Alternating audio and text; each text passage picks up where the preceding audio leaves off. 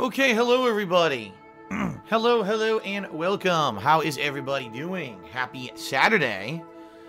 I am Darkside Phil, and today is Saturday, October 14th, 2017. What's up? What's up? What's up? Hope you're all having a good weekend so far. I certainly am. Playing The Evil Within 2, an outstanding game in my opinion.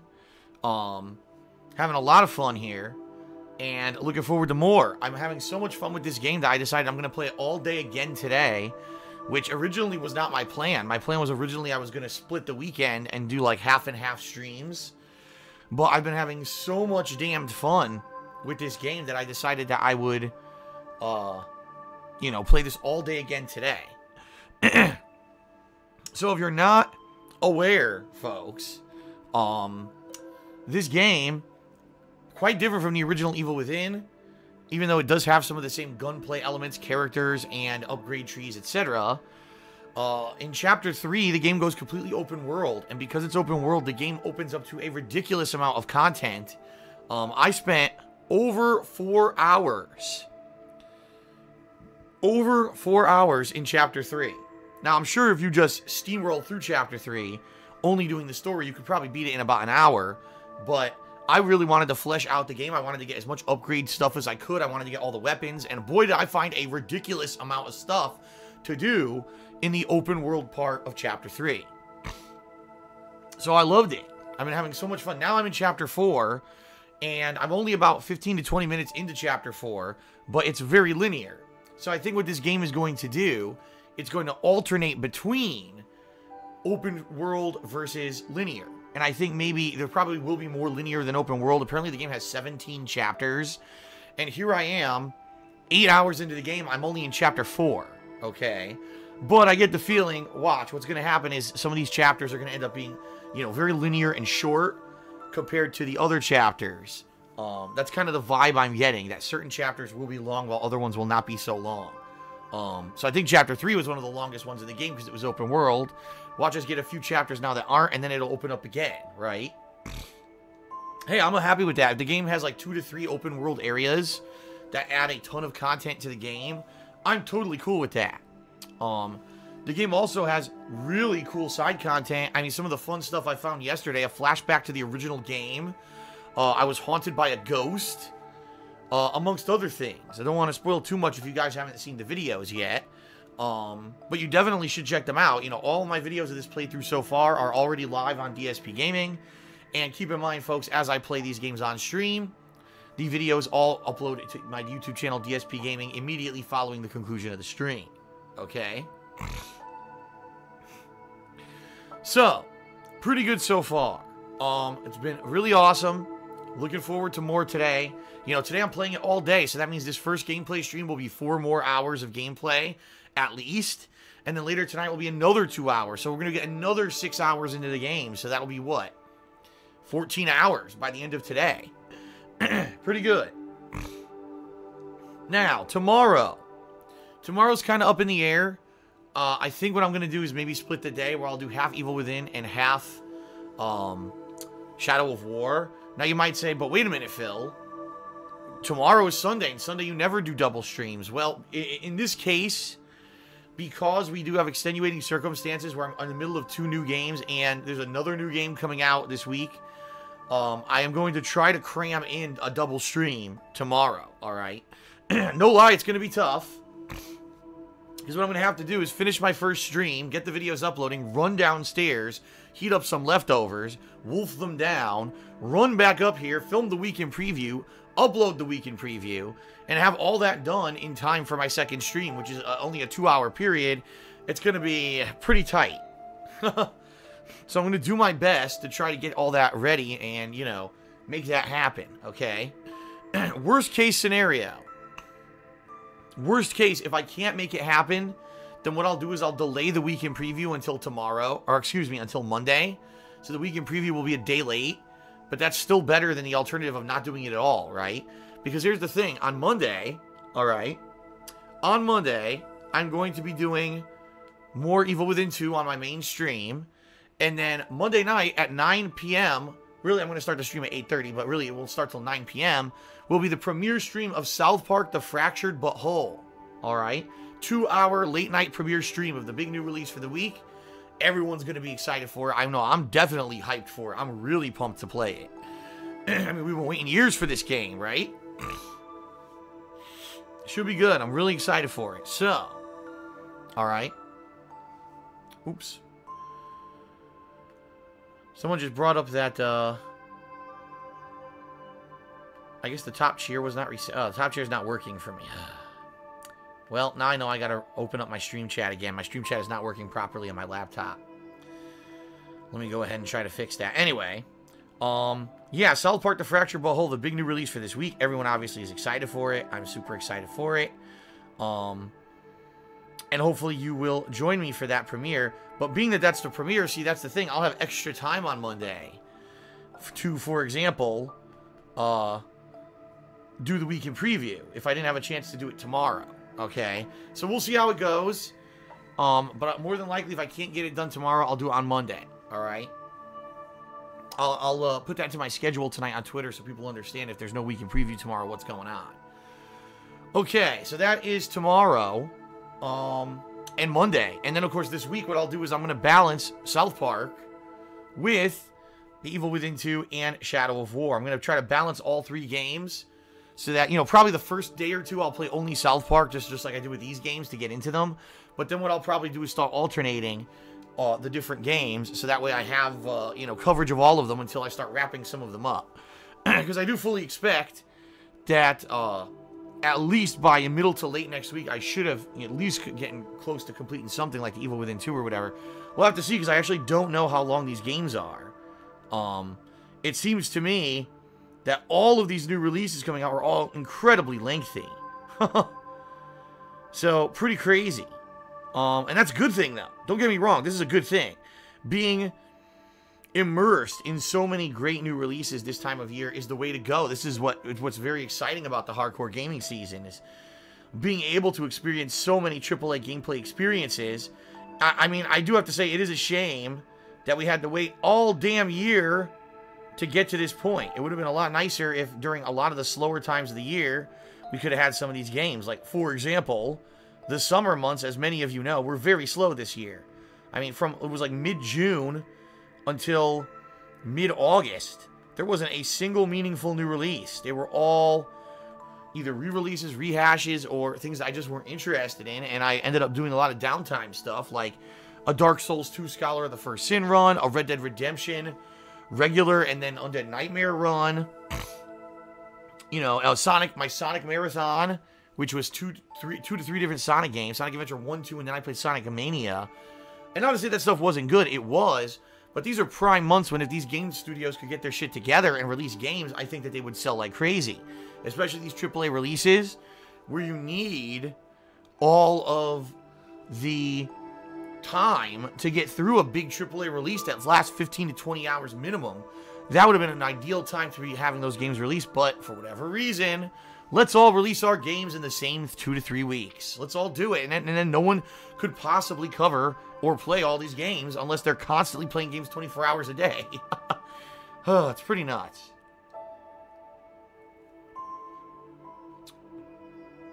It's pretty crazy.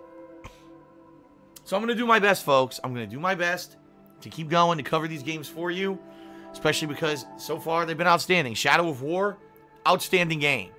Evil Within 2, outstanding game. Both games are very strong contenders for my top 10 games of the year so far.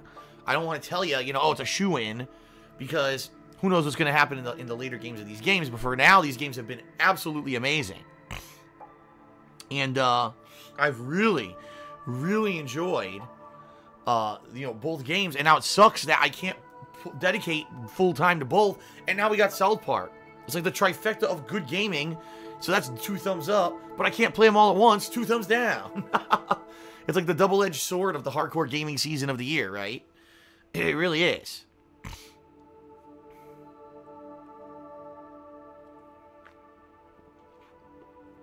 Okay. So, that's really all I have to say about the schedule, folks. I'm excited. I hope that you're excited for all the stuff coming up. All right. Honestly, I'd like to jump into gameplay as quickly as possible today, so let's get to plugs, and then I'll do some shout-outs for the cheers and subs that we've had already, okay? Sound good? All right. So, first off, ladies and gentlemen, Patreon. My Patreon can be found at patreon.com/darksidephil. And your monthly pledges to my Patreon allow me to do things like pay my electric bill, pay the internet, afford all the new games, upgrade my equipment, and do all kinds of stuff. All right? My Patreon, which I've done for over 2 years now, has been an integral part of my income, and it allows me to keep doing daily streams and videos. So thank you to everyone who has pledged up to this point. Last month's goal was the Halloween Horror Marathon, which we did hit. Thank you to everyone who pledged in September. Right now, people are nominating horror games to be played during this marathon on Halloween, and they're voting on the category of costume that I'll be wearing on Halloween. Right now, in a big lead is a video game character, so it's looking like I will be dressing up as a video game character of some sort for Halloween. But we'll see if anything changes. I'm going to wait about another week before I go out and try to grab the costume, okay? Now, this month's goal, which means the goal to hit the funding level for this month. If we hit the goal for this month, which is, it's the usual, it's $1,125, okay? We're about, I believe we're under $250 away from it, by the way. I think we're around that area of hitting it, okay? And with more than half the month left, we can very easily hit the goal, all right? The celebratory goal, meaning the special celebratory event that I'll be doing if we hit the funding goal this month, is I'll be doing a marathon of a game that people have been asking me to play for months. The hottest game on PC and Steam right now, PlayerUnknown's Battlegrounds, okay? This is a game that I've avoided mostly because I typically don't play PC exclusive games because my setup does not allow me to record as well as stream them at high quality at the same time while playing them on the same PC.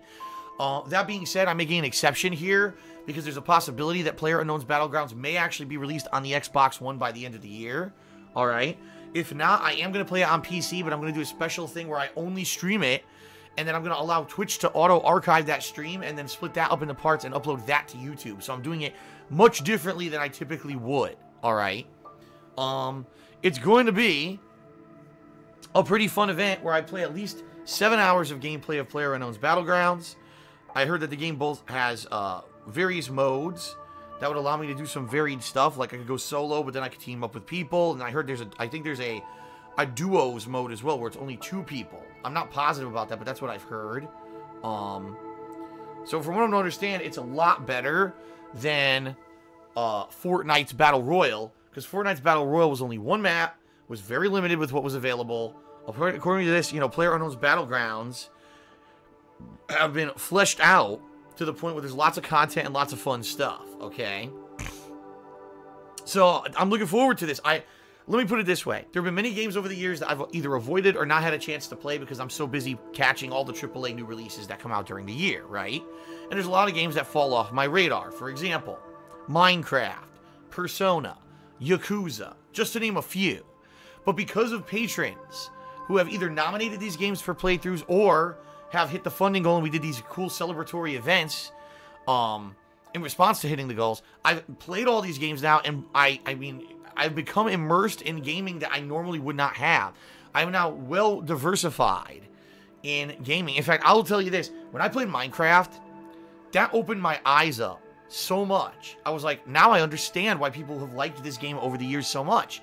It's addictive, it's fun, it's simple, yet it's complex. Like, there's so much to it, even though it kind of looks like shit. The game actually, it's a unique experience, and for the first time in years, after shitting on the game, I understood what it was, and I stopped, and I said, you know what? I was wrong. And that's really what these cool experiences are, is I get to play these games that are totally off my comfort zone or my radar. So I hope that we do hit the funding goal this month, because I would love to do this special event. When will it take place? It'll either be at the end of November or early December. What I want to really say is it depends on if there is an announcement of when the Xbox One version of the game is coming out. If there is and it's in that time frame, then I'll play it on that. If not, I may just do it on the PC in late November. Okay? Fair enough? So, hopefully, ladies and gentlemen, we hit the funding goal. Please pledge to my Patreon at patreon.com/darksidephil if you support me. Now, in addition, you get your own stuff too. You get personal perks. For example, text and verbal thank yous in my videos for your contributions. Getting your questions answered on my bi-monthly Q&A show, Ask the King, which is coming up on the 26th of October, by the way. Hint, hint. Okay. Getting a private Q&A video made. Lots of stuff. There's lots of cool perks you can get for pledging to my Patreon that are just personal perks you'll get regardless if we hit the funding goal or not. So please give it a look, and thank you again, everyone who has supported me with Patreon in the past. I appreciate it. All right. Now also, folks, there's my Teespring store. You see it right here, the plug, teespring.com/stores/DSPGaming, where you can get some cool DSP merch, including t-shirts, sweatshirts, hoodies, stickers, mugs, all kinds of cool stuff. There's a few other things. I think there's actually a few pillows and stuff on there, too. I'm not sure, but some good stuff. Give it a look. All of the artwork and logos are designed by viewers of fans, and they're all high-quality stuff. Look, you got the manga DSP version there, the I Hate Skeletons shirt. There's the classic Skull shirt that is the best seller ever on the store. There's various DSP logos. Lots of good stuff. Give it a look. Even big YouTubers have bought stuff. That's right. Go check out, I believe it's Uber Hacks or Nova. Where's the Wow Dude shirt in his videos? I don't know why. I don't know if it's ironically making fun of me or he actually likes me or both. I have no idea. But it's pretty cool that, you know, other YouTubers are repping my merch and videos as well. That's pretty neat. So, yeah, good stuff. Anything you buy from the store gives me a pretty nicely sizable commission, and it helps me out. So please consider checking out the store and buying something, especially now. Hint, hint. We're nearing the end of the year, the holiday season. Maybe you have a friend or a loved one who is a fan of mine and maybe would like a nice DSP mug in their stocking. I'm just saying. Alrighty then. Alright. Alright, ladies and gentlemen. And now, the final segment, of course.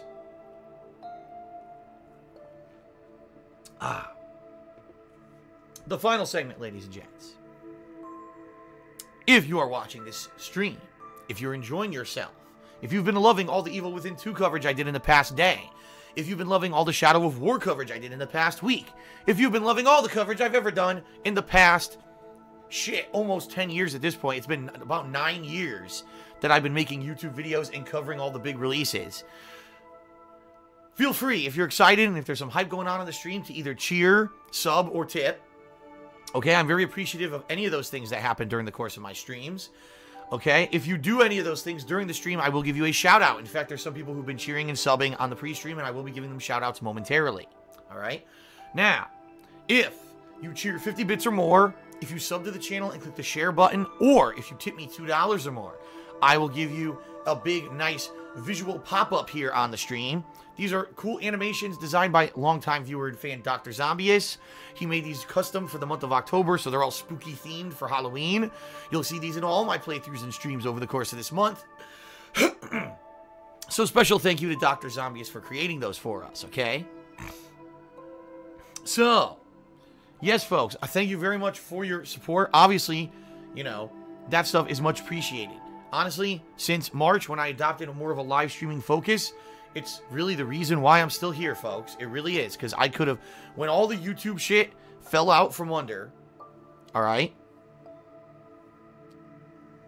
When all the YouTube shit fell out from under, and the whole thing fell apart with ad revenue and everything earlier this year, a lot of YouTubers had to close up shop and you know, close their business or basically stop making videos so they could go get another job or do these things. Me, I really busted my ass this year to change, to make streaming my priority, to focus, and it's worked. It has worked. So thank you to all of you who've been supportive in that regard. I really do appreciate it, okay? Let's keep it going. That's all I have to say. If you keep it going, right? It's been really good. I can't complain. You guys have been very positive and excited for everything I'm doing. So keep it going. Keep it strong, right?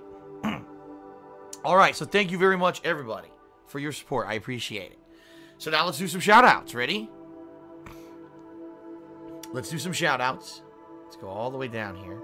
So first of all, once again, folks, overnight, it was Mr. Golden Colts who cheered a bunch overnight. He's been doing this all the time, and I'm very appreciative of him doing it, okay? I believe he cheered about 1,000 bits overnight. Pretty damned awesome, right? So shout out to Golden Colts once again for the cheers. I believe yesterday he actually got the next level cheering badge. I'm not sure. But if you're ever wondering what's going on with cheering and who's the cheerleaders. I have a plugin that's actually built into my Twitch page here now. It's a new extension. It's the cheering leaderboard. It's not 100% accurate. People who cheer have been saying that is off every once in a while. But for the most part, in general, it's accurate. Give it a look. It's here on my Twitch page. You can see who's been up to what with cheering and stuff, okay? All right. So shout out to Andy Dandy 1788, who subbed to my channel with Twitch Prime. Thank you, Andy Dandy. Appreciate that. Shout out to Name Taken by Oryx, who also subscribed to the channel today. Thank you, Oryx, or Name Taken by Oryx. Appreciate that. Shout out to Tyler JKU, who did a 10-bit cheer. Thank you, Tyler. Shout out to Hunting Owl Games, who did a 10-bit cheer, and he says, do I have an opinion on the new Halloween movie next year? No, I really haven't even heard about it. I didn't even know. I heard that they are making a new Halloween movie, but I think it's supposed to be the movie to end the franchise, isn't it? Like, they're bringing back Jamie Lee Curtis, but I don't understand if that means it's a reboot and she's just playing a character in it, or if she's actually playing Laurie Strode in it, and it's supposed to be the end of the franchise. Because didn't Laurie Strode die in one of the Halloween movies? Didn't he kill her? Like, wasn't that mainstream canon that Laurie Strode is dead? So if she's back in it, how could she be playing Laurie Strode? And if it's a reboot, that sucks. I don't like these friggin' reboots. Just last night I decided, since it was Friday the 13th yesterday, I watched the Friday the 13th reboot from 2009. And I'm watching it and I'm like, you know what? This isn't bad. It's not a bad movie. I mean, yeah, there's a lot of slasher gore and stuff, but it's also unnecessary. Like, you watch it, like, they didn't need to make another Jason movie and reboot this, you know? It was good enough. The franchise was good enough. And it's funny because they were planning a sequel and apparently it got canned. Because it's been, you know, what, 8 years since that one came out and they never made another one.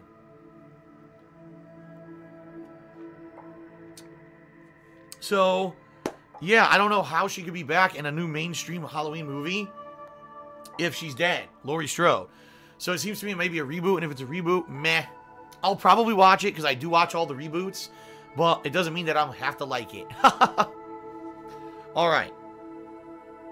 Shout out to Nihilist 12345 who subscribed to the channel. Thank you, Nihilist, for the sub. I appreciate that. Shout out to Fluttershy1970 who did a 10-bit cheer, and he said, yay, the element of a good cheer. Alrighty then. Shout out to Tyler JKU who did a 15-bit cheer, and he said, zombie, zombie time. It's time for zombie, zombies. Yes. A song that I have sung in previous playthroughs before. There you go. I'm just double checking here. Okay. Shout out to YOLO Dopper who did a 10-bit cheer. And he says, when are you going to do a DSP Tries It for Rocco's Pizza? Never. I did try Rocco's Pizza before, and I believe I did make a video on it. This was when I first moved to Washington State. And if I remember correctly, I believe it was either the summer or the fall of that year of 2014. And I went into downtown Seattle, and that's where Rocco's Pizza is located. For those who don't know, because I'm sure most of you don't, Rocco's Pizza is an authentic New York-style pizzeria located in downtown Seattle, all right? It's a rarity, okay? It's a rarity because out here, most of the pizza is completely different. It's either flatbread, cracker-style pizza, ugh, hate that shit, or it's kind of a more Americanized, homogenized pizza. You can't really get authentic, true Italian-style pizza out here in Washington State at all. There's not a single place that I found that does authentic Italian actual style, East Coast style pizza.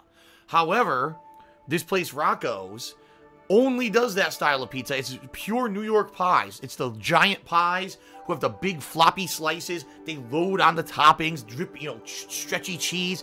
Everything that you would expect from a classic pizza, you can get at Rocco's, all right? Problem is, there is a problem here. It's a rarity. It's only located in downtown Seattle. They only have this one location. They don't deliver. And the pizza is incredibly expensive. I'm not even kidding you. To buy a pizza is like 30 bucks or more. But the pizzas are gigantic. Like, you'll eat that for 3-4 meals because they're so big. And I've been there twice. And both times, I absolutely loved the place. Okay? But I wasn't going to whip out my camera to start filming Rocco's in the restaurant. I think what I did is I took pictures and put them on Instagram. So, you know, if you look back years and years and years ago, you can see Rocco's Pizza on my Instagram. But outside of that, I'm not going to do a formal DSP Tries It on it, only because I wouldn't be able to go to Rocco's, get the pizza, and drive home. It would take me over 45 minutes to an hour to get home, and then the pizza would be cold anyway. And how are you going to review it then, right? So, yeah, I am not going to be reviewing Rocco's for DSP Tries It. Sorry. However, there is a new DSP Tries It coming out. It was supposed to be today, but I forgot to edit the video. Oops. It's a really good one, too, but I need to edit the video, so I think what I'll do is when I go on my break for dinner, I'll set it up to edit, and I'll go eat, and then maybe I'll come up after dinner and see if there's time to upload it before the second stream. If not, maybe I'll upload it late tonight. We'll see. But there is a new DSP Tries It for this weekend. Alright, so shout out to Smart Weirdo 95, who subscribed to the channel for the 6th month in a row, and he says, how much money is too much money to tip a stripper? There really is no definitive answer, because this question is really dependent on a few things, a few factors. Number one, what is your financial situation and your disposable income? Someone who is a multimillionaire and, you know, has money to blow could easily give hundreds of dollars to a stripper, no problem, and not feel bad about it. While someone who is working, you know, a minimum wage part-time job to walk in and give a stripper $100 is probably a bad idea. However, it is basically per your choice, all right? Much like everything in life, these things have to be of your choice and under your own judgment and your own self-control. Some people can't control themselves. That's the problem with going to like a strip club. Some people, oh my God, the girl's so hot, and look, she looks like she's hot for me, and she's dancing right in front of me. I'm gonna give her $1 and $1 and $1 and $1 and $1 and $1 and $1, and at the end of the night, they spend $100. They're like, oh fuck. So it's all relative to you and your own position. There's no definitive answer. You know, it's funny, because some people are so against the practice of things like loot boxes and video games. And you gotta understand, there's some people out there who, you know, are in a much better position than many of us. And they could just blow money like crazy for whatever reason. You know, maybe they have a really high-paying job. Maybe they're already filthy rich. And they toss the money at that shit. And I don't agree with that practice of loot boxes and everything. But you can certainly understand why it's so lucrative for game developers, right? At the same time, sometimes people will cheer or sub or tip on someone's stream, and people go, I can't believe that person did such a large cheer.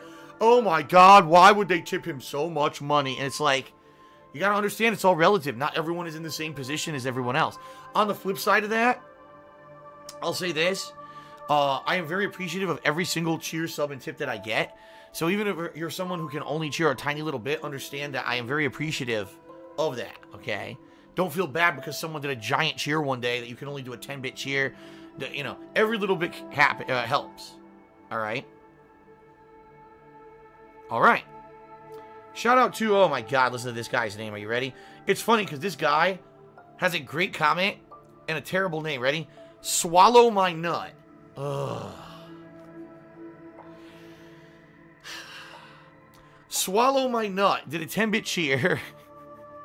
And he says, The Evil Within 2 and Wolfenstein 2 both look extremely solid. I hope they both sell well in this hardcore gaming season, because last year the sequels during the fall all bombed.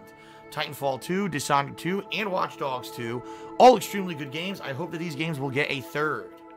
From what I'm to understand, it's not looking like Dishonored is going to get a third game, especially after that expansion just released, and that did not sell well either. Titanfall 2 bombed.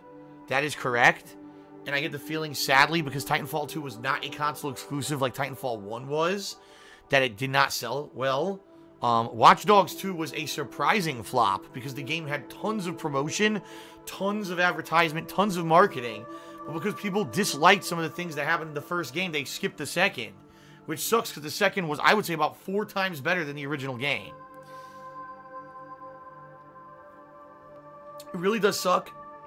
Because in this modern industry, in this modern gaming climate, it really seems to me if your game is not a success, it's pretty much done. And that's sad. It really is sad because,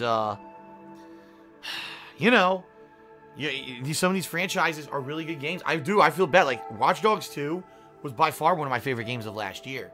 And the fact that I know that it didn't sell well is very disheartening. Because I know that it could have sold well, and, you know, it didn't have that negative stigma attached to it from the first game. It would have done much better. But the fact of the matter is, that's it. It seems like you're one and done. You have one outing that's bad, you're done. Look at Assassin's Creed. They had Assassin's Creed Unity, which is a stinking pile of shit, both in the game being so buggy and the game just wasn't very good.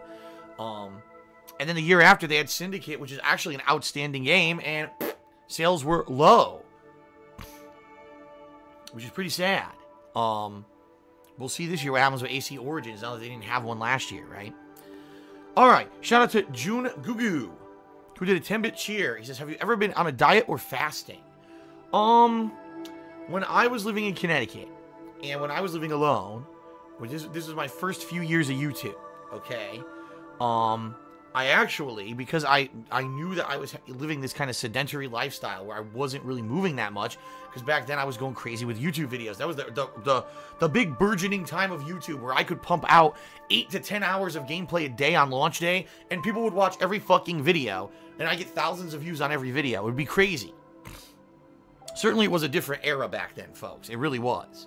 But I would be sitting around playing games so much that I basically didn't need to eat that much because I wasn't really burning calories. So I would eat like one big meal a day, and then maybe I would have some kind of a snack. At one point, I had these little energy shot drinks. They were called, not energy shot. They weren't energy. They were just like meal replacement shots that were like very concentrated nutrients from fruits and vegetables. And I would drink one of those in the morning. And then I would have, like, water over the day, and then maybe I would have an energy drink or something like that as I played. And then at night, I would have one major meal. And that was it. That's all I was eating. That was my entire lifestyle. And I lost so much weight. I went from being, no lie, this is the God's honest truth, I was around 230 pounds at one point. And I went all the way down to about 195. Just because I was not eating a ton. All right, and that's why I was I was really losing weight. And then, basically what happened was I kind of lived that lifestyle for several years. I probably would say from the years of 2011 through 2013, that was my life. And then in 2014, I changed because I decided I was going to move, right? And I moved in with my ex at that point. Now she's my ex, but at that point, we've been dating for years, and we always wanted to move in together. And when we moved across the country here to Washington, now I've changed my schedule. It wasn't me playing 8 to 10 hours a day. In fact, at that point, I was told, Phil, you play too much. Stop playing so many games, slow down a little bit, focus on other things. So I did. I changed my lifestyle up at that time so that it would be maybe, segments of 3 hours and then 2-3 hours. So I was playing around for maybe 4 or 5 hours a day. And in between, there'd be a meal break where my girlfriend at the time was making dinner. And that was way different. Because I would wake up and usually have something to eat in the morning, something light or whatever. I would have a full dinner later in the day that was a different kind of dinner. It wasn't me running out and grabbing a fast food meal or whatever. It was me having a home-cooked meal. And then usually at night, I would have some kind of a snack as well. And, I mean, even though I do feel that it was a healthier lifestyle, at the same time, again, I live a sedentary lifestyle, I gained weight. I went from being 195 pounds back up to about what I'm at now, which is roughly around, I'd say 210. Only because I know even that much, even just eating one major meal and having a snack is actually too much food. Seriously. It is. It's just that my metabolism now is so slow because I'm working so much. I'm here streaming twice a day. In between, I'm uploading videos, and then after that, it's late night. I can't do anything else. So I'm working so much, I don't have the opportunity to do anything. I'm too active. And, that's why I am where I am. So if I actually reduced as much as what I was eating now by more, I'd probably lose more weight and I'd get back to where I was back when, I was living alone in Connecticut. The problem there that's holding me back, and when I was in Connecticut and doing that lifestyle, there were actually a lot of local restaurants. And yes, they were fast food, but they did other stuff like the grilled chicken sandwich, turkey. That kind of stuff. Stuff that wasn't always a burger or a greasy hot dog. You know what I mean? There were alternatives. A deli meat sandwich. Things that were healthy for you. Or at least healthier than the fried shit that you get everywhere else. And I would eat that frequently. And that was good food. Versus now, sadly, I hate to say this, here where I live here in Washington, there's nothing like that. There's like no local businesses. The only ones are the fast food chains. And I hate to say it, but eating a grilled chicken sandwich at McDonald's is not the same. Everything at McDonald's is bad for you. Everything. Absolutely everything. That's the deal. And yeah, it sucks because I wish that there were more local like if there was a local restaurant here that would make all kinds of variety salads, because I used to get everything. I used to get the salads, I used to get different kinds of platters of food, you know, chicken and everything, and there's nothing like that here. If there were, I'd probably eat that on the regular and you know, and enjoy it, and I'd probably have a much healthier lifestyle. Sadly, it's not. So here I am, you know, for me, I have to rush and try to make stuff in between streams that's quick to make, because I don't have a lot of time to make these big elaborate meals. Where I used to have that because my ex used to make those meals for us with the prep time and everything, and it would be ready between streams for me to eat and clean up or whatever. Now I don't have that anymore. So, kind of sucks. Kind of sucks. But it is what it is. That's my lifestyle right now. I am hoping to improve it. But obviously, I'm not going to be doing that during the hardcore gaming season. When I need to be here streaming like crazy.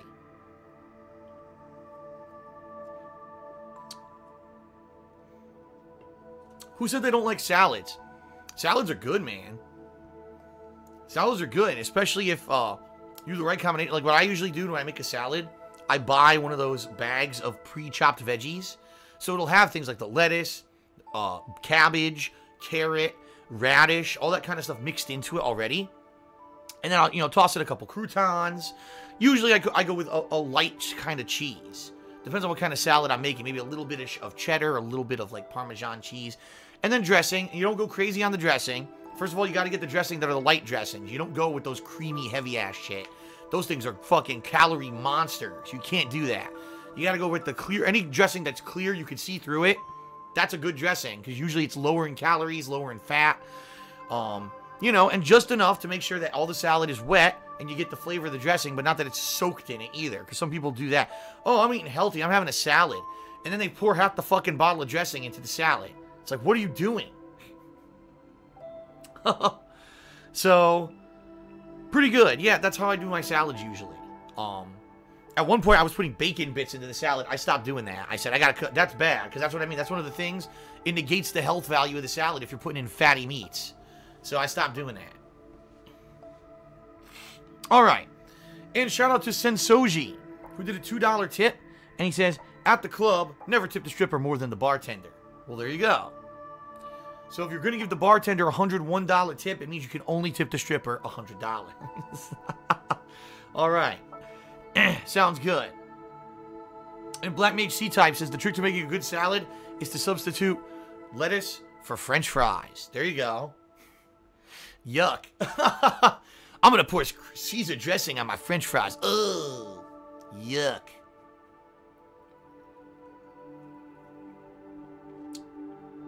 That was seriously the worst. When I was in high school, I worked at this health food store. Supposedly health food store. It was called Everything Yogurt and Salad Cafe. Okay? And my job was to make handcrafted salads. You know, every day we would chop the veggies, chop the ingredients, eggs, meats, cheeses, whatever goes into the salad. And we'd put them out, and then we would custom make a salad. And if people wanted croutons or they wanted, you know, dressing or whatever, they would choose. You would make your own salad, and we make it for you fresh right there in front of you. We toss it into everything, and we sell you the salad. It's a good premise, good idea at that time, in fact. It was a really good idea because at the time, it was a health food craze in like the late 90s. Everyone was, oh, healthy food, gotta eat healthy food. Okay? People would come up. All right, I would like a salad because I'm going to eat healthy today. Okay, what salad would you like? Oh, I want the chef salad. Now, if you don't know, the chef salad has ham, turkey cubes, and cheese cubes. So immediately you're negating the health effects of the salad because you're putting in fatty meats and cheese into the salad anyway. All right. Oh, I want the chef salad. Okay. What did it was like lettuce and tomato. I think it was like cucumbers. You know, if they wanted some carrot or whatever, and then you get the meats and you mix it all in. Then they will want croutons too. Right, and then, okay, what dressing would you like? Oh, I'd like the super creamy blue cheese dressing, please. Oh, dude, the creamy blue cheese dressing is fucking gross, all right? I barely ever had it on anything. The only thing I ever liked it on is if I made like a buffalo chicken sandwich or wrap, I would put a little bit of blue cheese on it. This is the grossest fucking thing you could put on a fucking salad. It's so disgusting. Oh, okay. So I'd put one scoop of blue cheese dressing on the salad. Wait a minute. No. I want more than that. More than that? Okay. So I'd put a second fucking... Wait. I mean, oh my god. And then the thing is, we couldn't put more than 2 scoops. We had to charge extra because there were some people that were insane. They basically wanted soup. They didn't want salad. They wanted a soup with some veggies floating in it. So then you would toss the salad. You'd put this thing into the bowl. It would look disgusting. The whole salad would be white because it's just covered in fucking thick-ass blue cheese goo. It's vile, okay? The thing would stink. It would stink. And then you're like, okay, what would you like to drink with that? Oh, well, I'm eating healthy today. I'll have a Diet Pepsi. And I would fucking facepalm myself and be like, oh my fucking god, these fucking idiots. Anyway, that's my story for today, folks. Thank you to Swallow My Nut for another 10-bit cheer. He says, have you ever tried poutine? No, I have not. I have not tried it, and I never will. It sounds disgusting. And shout out to Buttamania for a 45-bit cheer. And shout out to Our Fate, who just subscribed to the channel. Alright, it's time to start with gameplay. I just felt like going on a tangent and telling that story today. I thought you'd get a kick out of it. I've told it before, but it's a good story. Alright, everybody. Let's begin with The Evil Within 2, Chapter 4. Let's see where the game goes. Sound good? Alright, I'm excited. I hope you're excited. Let's start the show, as they say, right? Alright, let's do it.